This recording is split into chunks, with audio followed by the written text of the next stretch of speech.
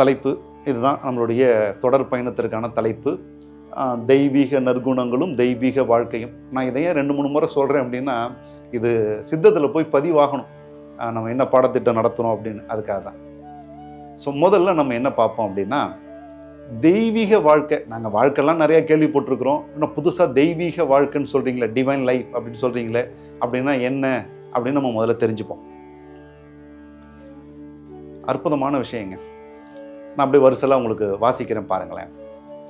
தெய்வீக நற்குணங்களுடனும் உடல் மன ஆரோக்கியத்துடனும் நிம்மதியாகவும் திருப்தியாகவும் பேரானந்தமாகவும் சகல பாக்கியத்துடனும் பொருளாதார வசதியுடனும் இணக்கமான மனித உறவுகளுடனும் இடைவெளி இல்லாத மன நிறைவு உணர்வுடனும். இந்த வார்த்தை ரொம்ப அற்புதமான வார்த்தைங்க.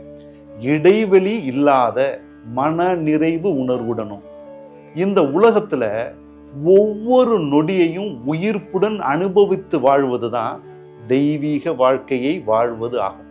நான் சொன்ன இந்த மேலே உள்ள விஷயங்களை திரும்ப சொல்றேன், அப்படி கவனிச்சு பாருங்க.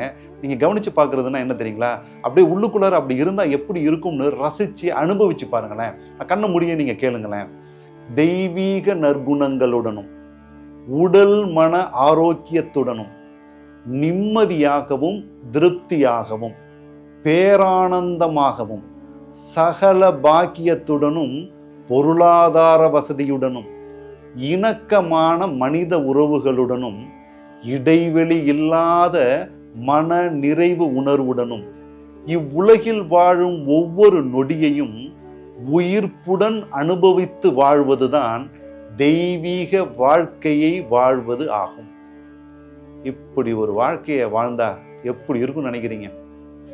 உங்க மனசாட்சி பிரகாரம் சொல்லுங்க. இப்படி ஒரு வாழ்க்கையை நம்ம அனுபவிச்சு வாழ்றோமா? கற்பனை பண்ணி பாருங்களேன், வாழ்ந்தா எப்படி இருக்கும் அப்படின்னு.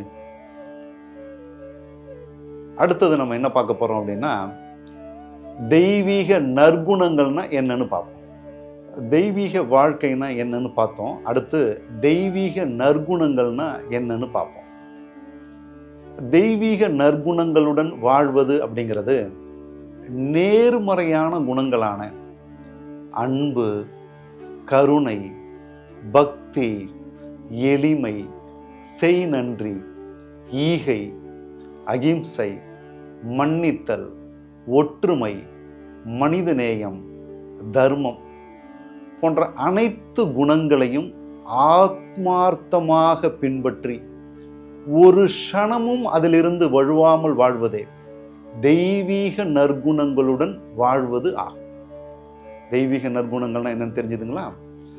இது போன்ற தெய்வீக நற்குணங்களுடன் வாழ்வதைத்தான் ஒழுக்கமுடன் வாழ்வது அப்படின்னு நம்முடைய திருவள்ளுவர், சித்தர் பெருமக்கள், ஔவையார், பெரிய மகான்கள் எல்லாம் சொன்னது இதை தான். ஒழுக்கமுடன் வாழ்வது இஸ் ஈக்குவல் டு நற்பண்புகளுடன் வாழ்வது. இதை நம்மளுடைய முன்னோர்கள் ரொம்ப அற்புதமா சொல்லியிருக்கிறாங்க. இது போன்ற ஒரு அற்புதமான தெய்வீக நற்குணங்களோட நம்ம வாழ்றோமா? வாழ்ந்தா எப்படி தெரியுமா இருக்கும் நம்ம வாழ்க்கை? அதை தான் பார்க்க போறோம் நம்ம.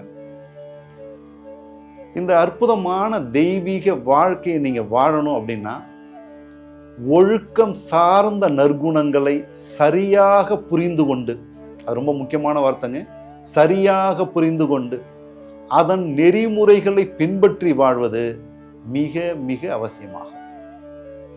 அப்ப தெய்வீக வாழ்க்கையை நம்ம வாழணும். நான் முன்னாடி நிறைய படிச்சேன் இல்லையா? அப்ப அந்த தெய்வீக வாழ்க்கையை நீங்க வாழணும்னா உங்களுக்கு தெய்வீக நற்குணங்கள் இங்க பின்புலமாக இருக்கணும். அப்ப எவ்வளவுக்கு எவ்வளவு தெய்வீக நற்குணங்கள்ல நீங்க மேம்பட்டு இருக்கீங்கிறத பொறுத்து இந்த அற்புதமான தெய்வீக வாழ்க்கையை நீங்க வாழ்வீங்க. அப்படி இல்லைன்னா இப்ப நம்ம வாழ்ந்துட்டு இருக்கக்கூடிய இந்த சராசரியான வாழ்க்கையை நம்ம வாழ்ந்துகிட்டு இருப்போம். ஒரு இறைவன் அருளிய ஒரு அற்புதமான தெய்வீக வாழ்க்கைன்னு என்னன்னே தெரியாம அதை வாழவே முடியாம நம்ம போயிடுவோம். அப்ப தெய்வீக வாழ்க்கையில என்னென்னலாம் இருக்குங்கிறத நீங்க திரும்ப ஒரு முறை பாருங்களேன். அதெல்லாம் நம்ம கிட்ட இருக்கணும். நான் சொன்ன அந்த ஒரு 6-7 பாயிண்ட்டும் உங்ககிட்ட இருக்கணும். ஏதோ வாழ்ந்தோம், இன்னைக்கு சம்பாதிச்சோம், குழந்தை பெற்றுக்கிட்டோம், கல்யாணம் பண்ணோம், அப்படியே போயிட்டோம், வாழ்க்கை அது வாழ்க்கை இல்லை. நான் சொல்ற அந்த வாழ்க்கையில் இருக்கக்கூடிய நெறிமுறைகளை நீங்க அனுபவிச்சு வாழ்ந்தீங்கன்னா அதுதான் தெய்வீக வாழ்க்கை. அந்த தெய்வீக வாழ்க்கையை வாழ வைக்கிறதுக்கு இந்த தெய்வீக நற்குணங்கள் உங்களுக்கு உதவியா இருக்கும். அதை தான் நம்ம படிக்க போறோம். இங்கே இந்த சமூகத்தில் வாழக்கூடிய ஒவ்வொருத்தருமே ஆரோக்கியமாக, நிம்மதியாக, பொருளாதார வசதியோட ஒரு வாழ்க்கையை வாழணும்னு தான் விரும்புகிறாங்க. ஆனால் அவர்களால் அவங்க விரும்பின மாதிரியான ஒரு வாழ்க்கையை வாழ முடியாமல் உடல் ரீதியான பிரச்சனை இருக்குது, மன ரீதியான பிரச்சனை இருக்குது, குடும்ப உறவுகளில் பிரச்சனை, ஒத்துமை இல்லை, அப்புறம் நிறைய கடன் பிரச்சனை, பணம் இல்லை, எப்போ பார்த்தாலும் துன்பம் இருக்குது, கவலை இருக்குது, விரக்தி இருக்குது. ஒரு சராசரியான வாழ்க்கையை கூட வாழ முடியல. அதுக்கு என்ன காரணமாக இருக்கும்? ஒழுக்கம் சார்ந்த நற்குணங்களுடன் வாழாதது. அதாவது நற்குணங்களை சரியா புரிஞ்சுக்கிட்டு அதனுடைய நெறிமுறைப்படி வாழாதது மட்டும்தான் காரணம். அப்ப இன்னைக்கு நாம ஒரு சராசரியான வாழ்க்கையை வாழ்றதுக்கே கஷ்டப்படுறோம் அப்படின்னு சொன்னா நிச்சயமான ஒரே காரணம், ஒழுக்கம் சார்ந்த நற்குணத்தோட நம்ம வாழல அப்படின்னு நீங்க புரிஞ்சுக்கணும். இந்த தொடர் பயிற்சி வகுப்புல நம்ம என்ன பார்க்க போறோம்னு பாருங்க.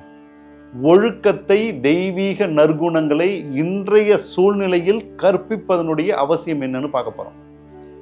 ஒழுக்கம்னா என்ன, அதை பின்பற்றி வாழ்வது எப்படி, நாம ஒழுக்கத்தை ஏன் பின்பற்றணும், அதனால ஏற்படக்கூடிய பயன்கள் என்ன, ஒழுக்கத்தை நாம பின்பற்றல அப்படின்னு சொன்னா அதனால ஏற்படக்கூடிய தீமைகள் என்ன, இதெல்லாம் பத்தி தான் நம்ம விளக்கமா பார்க்க போறோம்.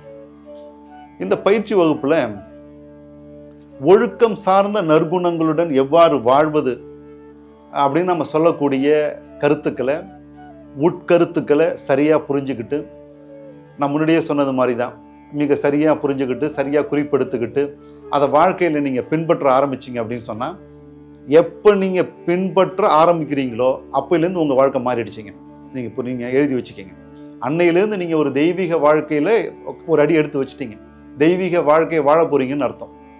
அந்த அற்புதமான தெய்வீக வாழ்க்கையை நீங்க வாழணுன்ற ஆசீர்வாதத்தோட தொடர்ந்து பயணம் பண்ணுவோம்.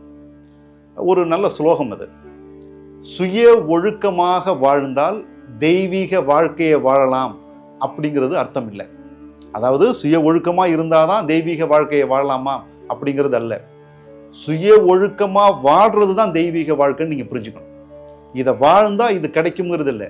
இதை வாழ்ந்தாலே, அதாவது சுய ஒழுக்கமாக நீங்க வாழ்ந்தாலே அது தெய்வீக வாழ்க்கையை வாழ்றது தான் அப்படிங்கிறத நீங்க புரிஞ்சுக்கணும். ஸோ தெய்வீக வாழ்க்கை இஸ் ஈக்குவல் டு சுய ஒழுக்கம், வைஸ் வர்சா அப்படின்னு நீங்க எடுத்துக்க.